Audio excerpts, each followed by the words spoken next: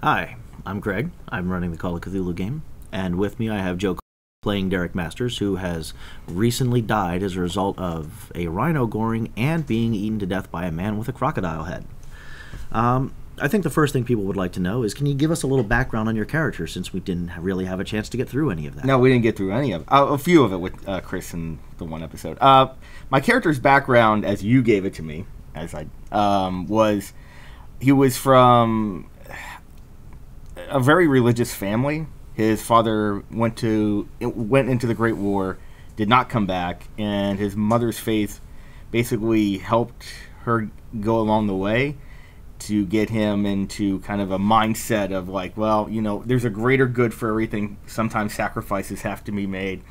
And I said the mom was dead. Turns out when I went back and looked at it, no, she's very much alive. I don't know why that, I forgot about that. And what happens is that he goes to the military, but World War I is over. So he doesn't really have anything to do. So he goes around and basically serves in the military, honorably discharged, and then joins the adventurers group to, I think, to make a little money on the side, and also to basically make sure people are taken care of and protect. I mean, he is overtly protective throughout the entire campaign. Deeply religious.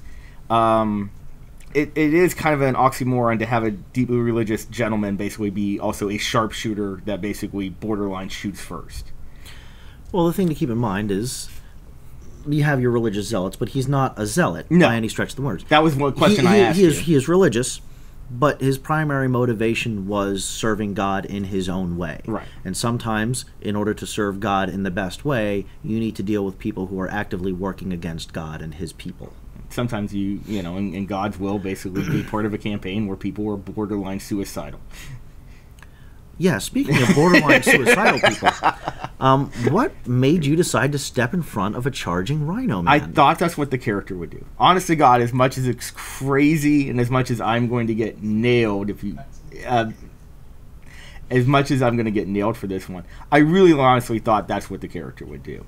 The other problem, too, is that the pit of snakes thing, like throwing him out of the way, I didn't know how hard I would throw him that he would fall into a pit of snakes. Well, that's true. I mean, you did have the option of, if you pushed him too far, you could have, in fact, put him into the pit of snakes. But why couldn't you just pull him out of the way? I don't know. I honestly don't know. Or just tackle him yourself. That way you know exactly where everybody's going. Well, my one game plan was, after I shot the rhino with the revolver, I'm like, well, how tough is the rhino? And basically, I figured it made a ding sound. I was going to actually charge the rhino and see if I could push him into the pit of snakes. And once I heard the gun just bounce off, the bullet bounce off him, I was like, well, screw that. I'm just going to try to get in the way. Because, yeah, he does dodge at the end.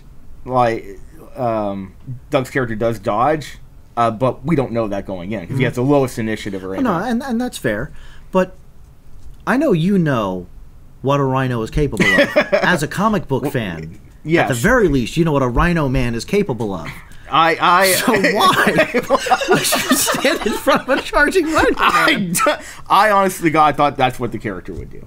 Okay. Now, I'm not saying it's a great idea. Clearly not, it was. No, I knew I was going to take straight damage the entire way. I didn't understand I'd have a gaping hole. And to be fair, the rhino didn't kill me. It was the goddamn crocodile that showed up.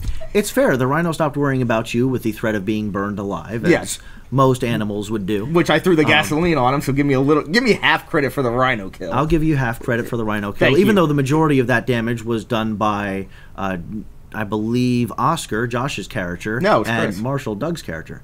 No. Oh, Jacqueline did not shoot the rhino at all. On fire, but yeah. Yes. But I did shoot the crocodile, too. Yes, you did. I'll take one kill between the two. Yes. Yeah. Between your two half kills, you have essentially one kill. I'll take it. Okay. Do you feel like your character died in a way that he has fulfilled what his goal was? In a weird way, yeah. I mean, he went out trying to protect everybody. Now, at the same time, too, should I have pulled him out of the way? Yeah, probably. But the character, I think, was always designed to be sacrificial. Okay. I mean, he was always designed to, I think he was always designed to be the bullet sponge for everybody else. It was just a matter of time. It was just probably more early than I thought. Now, I believe at this point in the game, we've begun to notice that there are some abilities that each character has. What abilities did your character have? My character had God danger sense that never went off. Well, one would assume stepping in front of a rhino.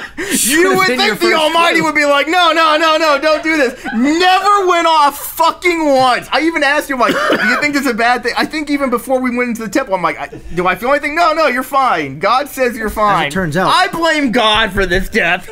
As it turns out, going into the temple was not in and of itself dangerous. Are you kidding me? There was danger there. Were there. People with animals on their head. Manimals. Vicious manimals with spears. Do you think these manimals were of God's design? I have no idea. Probably everything's under God's design. Oh, really? Yeah. Okay. Well, you asking me or the character?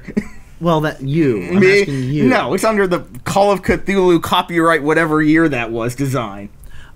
Then do you think God would have had any ability to step in at that point? As a guy who, outside of this, outside of everything, I'll blame God for the dice rolls. No. You can blame God for the dice rolls all you want, but the decision-making is still your fault. Free will. As a Catholic, I have to accept free will, even though it's apparently a grand design, and we have free will. Whatever.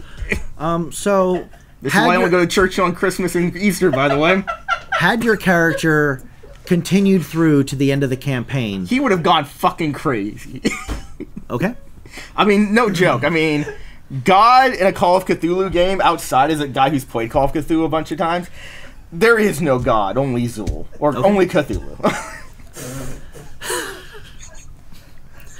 Well, I don't know how to respond to that. So, I guess we're done. Thank God we won't have to do this again. Yeah, really. I will say thanks again. This has been a great campaign. I appreciate that. And I hope everybody's enjoyed watching. Yep.